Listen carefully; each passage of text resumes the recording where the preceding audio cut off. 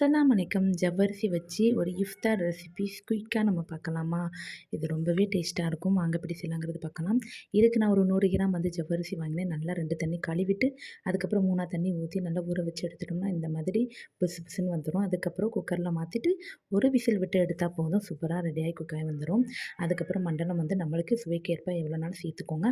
அதுக்கப்புறம் ஒரு பக்கெட்டில் 3/4 பக்கெட் வந்து கடல்பாசி சேர்த்து கட் பண்ணி நான் வந்து கொதிக்க விட்டு எடுத்திருக்கேன். அது நல்லா கரைஞ்ச பிறகு அதை தனியாக எடுத்து வச்சுக்கோங்க. அதுக்கப்புறம் மண்டல பாகமே நல்லா கரைஞ்சி வந்துட்டு, அதுக்கப்புறம் அதையும் நல்லா ஃபில்ட்ரு பண்ணிவிட்டு, இப்போ நம்ம ஜவ்வரிசி இதில் சேர்த்துட்டு, அதுக்கப்புறம் கடல் பாசி எடுத்து இதோட சேர்த்துட்டு, அதுக்கப்புறம் மேலே கொஞ்சம் கார்னிஷனுக்காக நான் வந்து பாதாம் வந்து பவுடர் இருந்துச்சு, அதை வந்து தூவிட்டு நல்லா ஆற விட்ட பிறகு ஒரு 1 ஹவர் வந்து ஃப்ரிட்ஜில் வச்சு எடுத்துட்டோம்னா சூப்பரான ஜவ்வரிசி புட்டிங் ரெடி ஆகிடும். பார்க்குறதுக்கு அவ்வளோ கலர்ஃபுல்லாக இருந்துச்சு. இது ஃபுல் அண்ட் ஃபுல் ஹெல்த்தி. நோன்பு வச்சுருக்கவங்க வந்து கடல் பாசி சாப்பிட்டோம்னா வயிற்றுக்கு ரொம்ப குளுமை. அதுக்கப்புறம் நம்ம ஜவ்வரிசி வேறு சேர்த்துருக்கோம்.